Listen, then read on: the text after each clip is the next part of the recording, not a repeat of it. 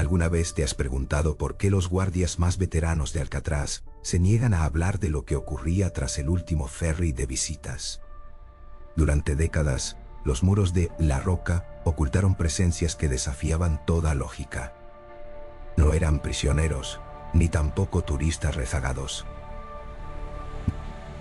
Hoy vas a conocer los 5 testimonios reales de oficiales que juran haber interactuado con entidades que no pertenecían a este mundo. Si crees que Alcatraz era solo una prisión de máxima seguridad, prepárate, porque lo que verás a continuación te hará cuestionar qué es lo que realmente sigue encerrado en esas celdas oscuras. Alcatraz no es solo una isla de cemento y barrotes en medio de la gélida bahía de San Francisco. Es un epicentro de dolor acumulado y energías residuales que parecen haber perforado el tejido de la realidad. Durante su funcionamiento como penitenciaría federal entre 1934 y 1963, se ganó la reputación de ser el final del camino para los criminales más incorregibles. Sin embargo, existe una crónica no oficial, una que no se encuentra en los archivos del Departamento de Justicia, sino en los diarios personales de los hombres que portaban el uniforme de guardia. El turno de noche, que comenzaba cuando la última luz del sol se hundía en el Pacífico, era una experiencia que transformaba a los oficiales más escépticos. La niebla de San Francisco no solo traía frío, sino que parecía actuar como un velo que permitía la entrada a visitantes que no figuraban en ningún registro de entrada. En esta introducción a lo desconocido, debemos entender que Alcatraz fue construida sobre una roca que los nativos americanos ya consideraban un lugar de espíritus malignos y destierro mucho antes de que se colocara el primer ladrillo. Los guardias nocturnos no solo lidiaban con la posibilidad de un motín silencioso, sino con fenómenos que desafiaban las leyes de la física, cambios bruscos de temperatura, olores a azufre y la sensación constante de ser observados por miles de ojos invisibles. A continuación, profundizaremos en 5 casos específicos donde la seguridad de la prisión fue vulnerada no por hombres de carne y hueso, sino por entidades que reclamaron Alcatraz como su hogar eterno. El bloque D era el sector más temido de toda la prisión, un lugar diseñado para quebrar la voluntad de los hombres mediante el aislamiento y la oscuridad. Pero en las profundidades de las celdas de castigo, algo más que el silencio aguardaba a los prisioneros. El testimonio del oficial Bill Baker es uno de los más escalofriantes. Baker recordaba una noche de 1940, en la que los gritos de un recluso en la celda 14 despertaron a todo el bloque. El hombre gritaba que una criatura con ojos de fuego estaba en la celda con él. Los guardias, acostumbrados a las tácticas de manipulación de los presos, ignoraron los gritos hasta que el silencio se volvió absoluto y pesado. Al realizar la ronda de las 3 de la mañana, Baker acercó su linterna a la mirilla de la celda 14. Lo que vio no fue al prisionero, sino una silueta humanoide que parecía absorber la luz de su linterna. La entidad era una masa de sombra densa, casi sólida, y en la parte superior, 2 orbes de un rojo carmesí brillaban con una intensidad eléctrica. Baker describió que el aire se volvió tan denso que le costaba respirar, y un frío ártico emanaba de la celda. Al día siguiente, el prisionero fue encontrado muerto con marcas de estrangulamiento que no coincidían con manos humanas. Eran dedos demasiado largos y delgados, enherandados. Lo más inquietante es que la celda estaba cerrada por fuera con triple cerrojo. Este visitante de ojos rojos no era un fantasma convencional. Era una presencia física que podía interactuar con el mundo material, dejando tras de sí un rastro de terror que incluso los guardias más veteranos no podían explicar sin que se les quebrara la voz. El comedor de Alcatraz era un espacio de orden estricto, donde el más mínimo ruido podía desencadenar una tragedia. Pero cuando las luces se apagaban y los 1000 prisioneros dormían, el comedor se convertía en el salón de un visitante de otra época. Varios oficiales de vigilancia nocturna reportaron haber visto a un hombre de aspecto aristocrático, vestido con un traje de gala negro de finales del siglo XIX. completo con una levita y un sombrero de copa que parecía fuera de lugar en la austera prisión. El oficial James Johnston, en un informe que fue rápidamente archivado como confidencial, detalló cómo este individuo aparecía sentado en la cabecera de una de las mesas de metal. A diferencia de otras apariciones, este hombre no parecía notar la presencia de los guardias. Permanecía inmóvil, mirando hacia el vacío con una elegancia melancólica. Lo que hacía que este encuentro fuera verdaderamente extraño era el sonido ambiente que lo acompañaba. Los guardias juraban escuchar el eco lejano de una orquesta de cuerdas y el murmullo de una cena de gala, sonidos que se cortaban en seco si alguien intentaba hablarle a la figura.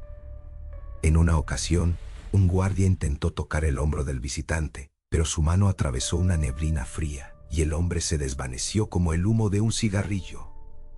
Este visitante ha sido interpretado por algunos investigadores como un residuo temporal, una grabación de la historia de la isla cuando era un puesto militar de élite, pero para los guardias que lo veían noche tras noche, era un recordatorio de que en Alcatraz, el pasado y el presente coexisten en un equilibrio muy frágil. Debajo de la estructura principal de la prisión se encuentran los cimientos de la antigua ciudadela de Alcatraz, un laberinto de túneles de ladrillo y cámaras subterráneas que datan de la Guerra Civil. Este era el territorio del visitante invisible. Los guardias que debían bajar a los sótanos para inspeccionar las calderas describían una experiencia sensorial abrumadora. No se trataba de ver algo, sino de sentir una presencia que llenaba cada rincón del espacio. El oficial Miller relató que en las noches de tormenta, las voces en el sótano se volvían tan fuertes que podían escucharse desde el primer piso. Eran voces que discutían en un dialecto que mezclaba inglés antiguo con palabras que sonaban a cánticos rituales. Miller describió que en una ocasión, mientras revisaba una válvula, sintió que alguien le susurraba directamente al oído: «No perteneces aquí». Al girarse, la habitación estaba vacía, pero las herramientas que había dejado en el suelo habían sido ordenadas en un círculo perfecto alrededor de él. Este visitante invisible parecía tener un control total sobre el entorno físico del sótano. Se reportaron casos de puertas de acero que se cerraban solas y luces que se encendían a pesar de estar desconectadas de la red eléctrica. Los guardias nocturnos desarrollaron un sistema de seguridad propio. Nunca bajaban al sótano solos. La sensación de ser un intruso en una propiedad privada que no pertenecía al gobierno de El Faro de Alcatraz es la estructura más alta de la isla y su luz barre la bahía cada pocos segundos. En ese intervalo de luz y sombra, muchos guardias de las torres de vigilancia reportaron a la visitante más enigmática, la mujer de blanco. A diferencia de los otros visitantes, ella nunca entraba en los edificios. Se mantenía en los bordes de los acantilados, caminando sobre las rocas afiladas donde el oleaje golpea con furia.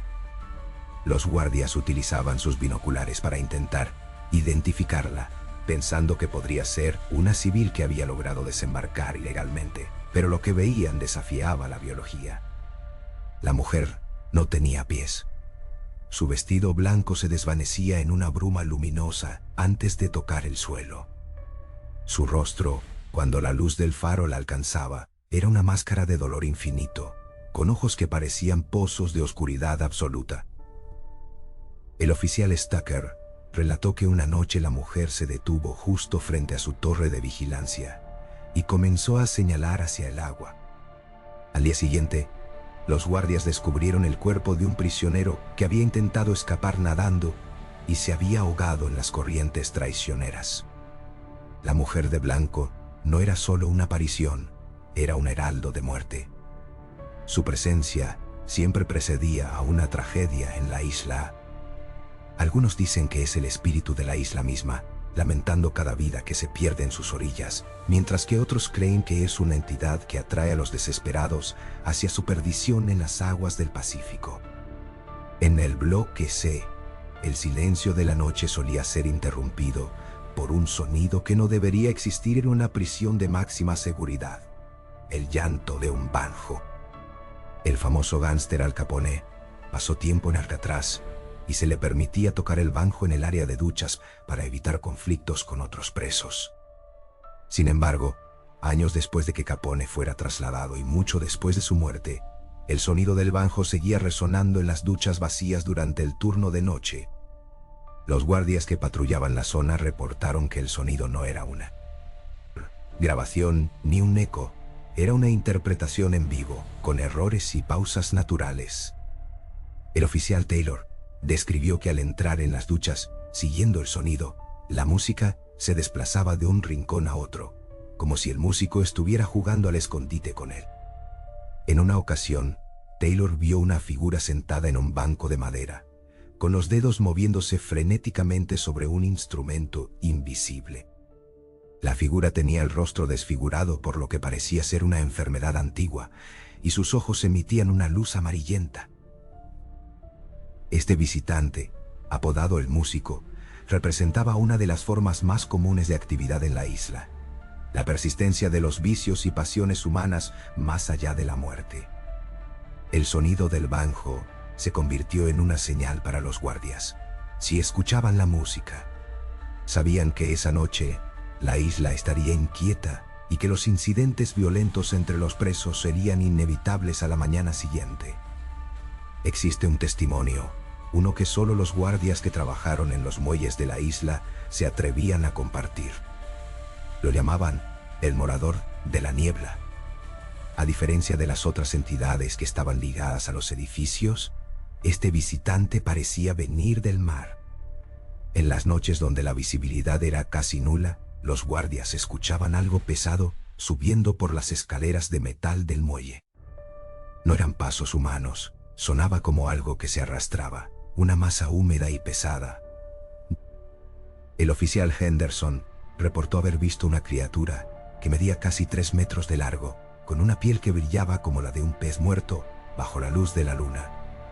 La criatura se deslizaba por el asfalto hacia la entrada principal de la prisión, pero nunca intentaba entrar. Simplemente se quedaba allí, respirando un aire que olía a algas podridas y salitre, como si estuviera esperando a que las puertas se abrieran para reclamar lo que había dentro. Algunos teóricos sugieren que Alcatraz no es solo una prisión para humanos, sino un lugar de contención para algo mucho más antiguo que vive en las profundidades de la bahía. Este visitante era el recordatorio constante de que la isla es un territorio hostil, un trozo de tierra que rechaza la presencia humana y que atrae a seres que habitan en las sombras de la evolución. Cuando el morador de la niebla aparecía, los guardias se encerraban en sus casetas y apagaban todas las luces, esperando que la criatura regresara al océano antes del amanecer. Alcatraz. Solo pronunciar su nombre evoca imágenes de muros de hormigón frío, aguas gélidas infestadas de tiburones y el silencio sepulcral de los hombres más peligrosos que jamás caminaron sobre la tierra. Ubicada en el corazón de la bahía de San Francisco, esta isla fue diseñada para ser el destino final, el lugar donde la esperanza moría y la justicia se volvía de piedra. Sin embargo, más allá de las historias de Al Capone o Robert Stroud, el hombre de los pájaros, existe una dimensión de Alcatraz que los libros de historia suelen omitir deliberadamente. No se trata de los que estaban encerrados dentro, sino de aquellos que venían de fuera.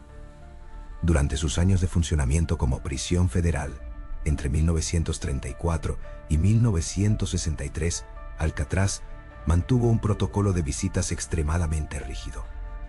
Los reclusos tenían derecho a una visita al mes, siempre y cuando no hubieran cometido infracciones. Y estas visitas estaban separadas por cristales blindados y supervisadas por guardias armados que escuchaban cada palabra. Pero entre los familiares legítimos y los abogados empezaron a aparecer reportes de individuos que no encajaban en ninguna lista oficial. Personajes que cruzaban el ferry en la niebla y que, una vez en la isla, parecían emanar una energía que hacía que incluso los guardias más veteranos sintieran un escalofrío en la columna vertebral. Hoy vamos a sumergirnos en los archivos desclasificados y en los testimonios de antiguos custodios para analizar a esos 5 visitantes que desafiaron la realidad de la prisión más inexpugnable del planeta. Prepárate, porque lo que estás a punto de escuchar no es solo folclore, son relatos que quedaron grabados en las bitácoras de seguridad y que hasta el día de hoy no tienen una explicación oficial. El primer personaje de nuestra lista es conocido en los círculos de investigadores paranormales y ex trabajadores del Servicio de Parques Nacionales como el Caballero de la Niebla. Según los registros de la década de 1940, este hombre aparecía exclusivamente en los días donde la bruma de la bahía era tan espesa que apenas se podía ver a 1 metro de distancia. Vestía un traje de 3 piezas impecable, de un corte que parecía anticuado incluso para la época, y un sombrero de ala ancha que ocultaba permanentemente sus facciones. Lo más extraño no era su vestimenta, sino su comportamiento. Los guardias del muelle informaron en varias ocasiones que este hombre bajaba del ferry de suministros, un barco donde no se permitían civiles, sin una autorización especial del Departamento de Justicia. Cuando los oficiales se acercaban para pedirle sus documentos, el hombre simplemente sacaba un reloj de bolsillo de oro macizo. Lo consultaba con una calma exasperante y comenzaba a caminar hacia el bloque de celdas principal. Lo perturbador de este caso es que, a pesar de que los guardias lo seguían de cerca, el Caballero de la Niebla lograba entrar en áreas restringidas donde las puertas estaban cerradas con llave.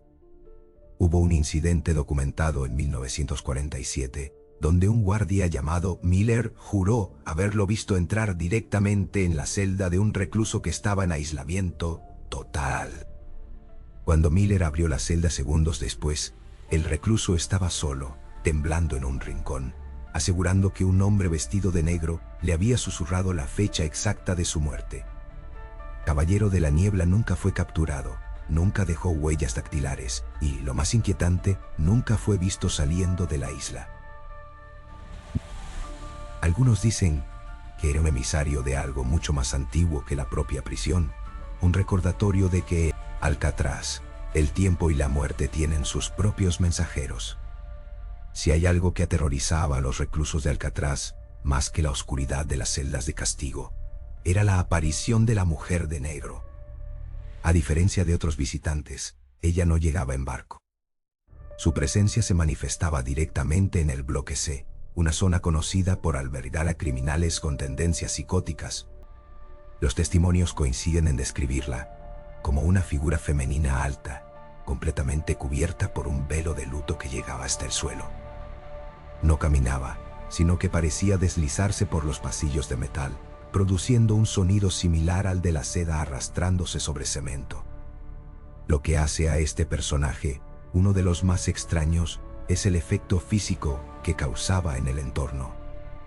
Los guardias reportaban que, cuando ella aparecía, la temperatura en el bloque bajaba drásticamente, hasta el punto de que el aliento de los prisioneros se volvía visible en el aire. En una ocasión, un guardia de turno nocturno informó haberla visto parada frente a la celda de un hombre que esperaba su traslado a un hospital psiquiátrico. La mujer permaneció allí, inmóvil, durante horas. Cuando el guardia finalmente se armó de valor para confrontarla, ella levantó el velo. El guardia renunció al día siguiente y nunca volvió a hablar del tema, pero sus compañeros dicen que su cabello se volvió completamente blanco en una sola noche. Los registros de la prisión mencionan que esta mujer solía aparecer antes de que ocurriera un suicidio o un motín violento, como si fuera un presagio de la tragedia. ¿Era un familiar de algún preso fallecido buscando venganza? ¿O una entidad alimentada por el sufrimiento acumulado en esas paredes?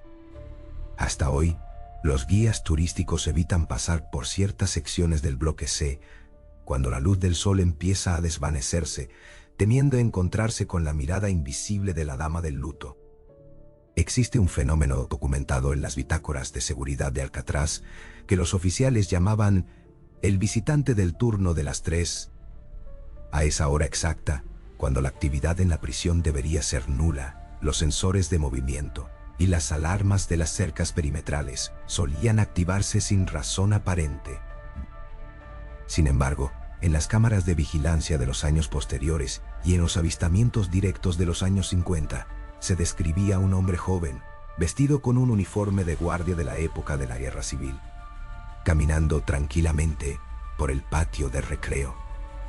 Este personaje es particularmente extraño porque Alcatraz, antes de ser una prisión federal, fue un fuerte militar. El joven soldado no parecía ser consciente de que la prisión existía a su alrededor. Caminaba a través de los muros modernos como si todavía estuviera en las antiguas murallas del fuerte.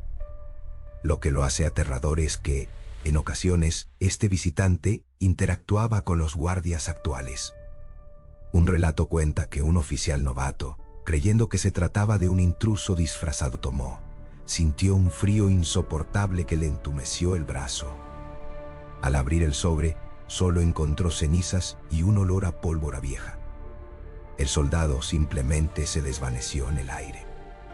Este tipo de encuentros sugiere que Alcatraz es un lugar donde las líneas del tiempo se han desdibujado.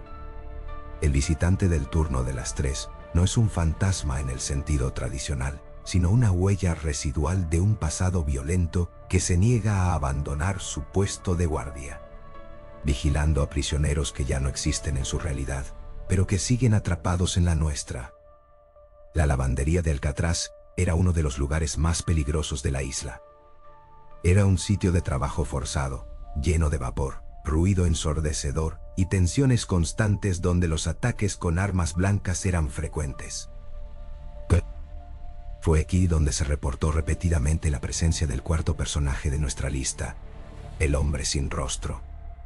A diferencia de las otras apariciones, este visitante se manifestaba como una figura física sólida.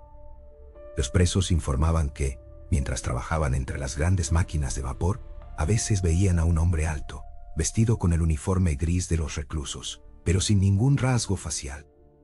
Donde debería estar la nariz, los ojos y la boca, solo había una superficie de piel lisa y pálida. Lo más perturbador es que este personaje ayudaba a los presos en sus tareas.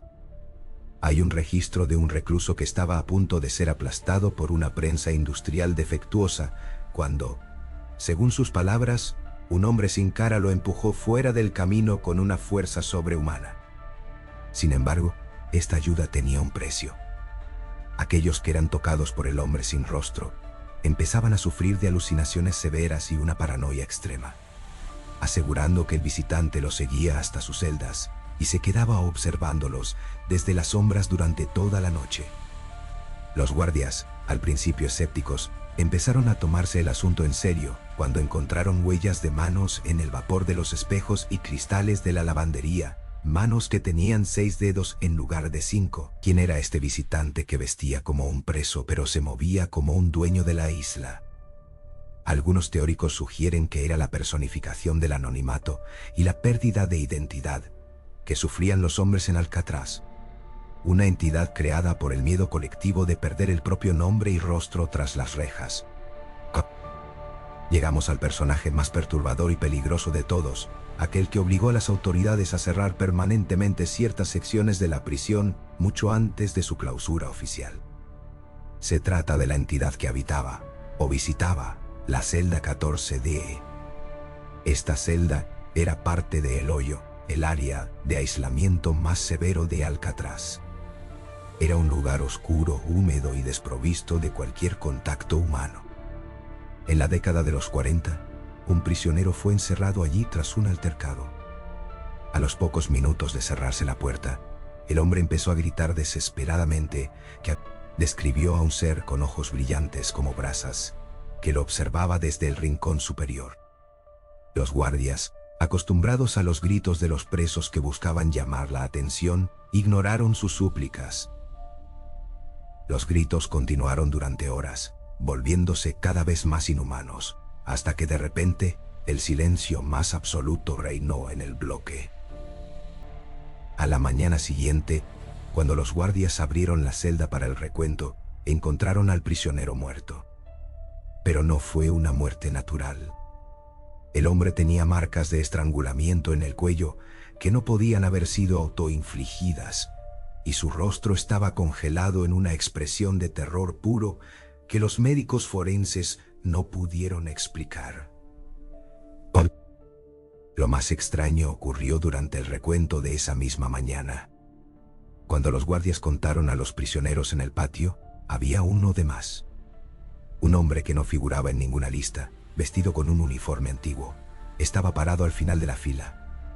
Cuando el jefe de guardia se acercó para identificarlo, el hombre sonrió, revelando una hilera de dientes afilados, y simplemente se desvaneció ante los ojos de todos los presentes.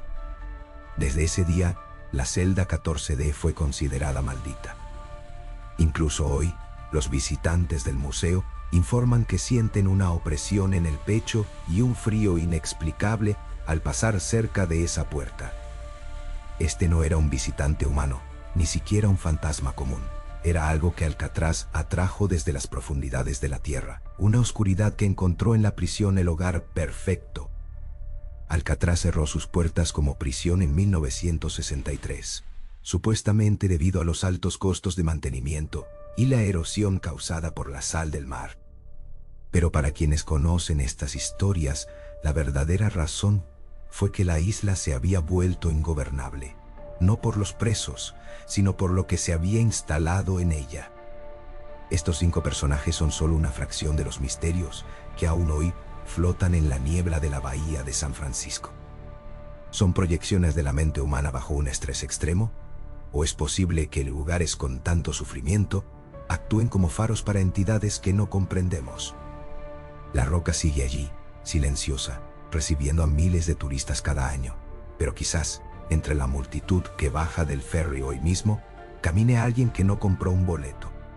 Alguien que pertenece a la isla desde hace mucho más tiempo que las propias celdas.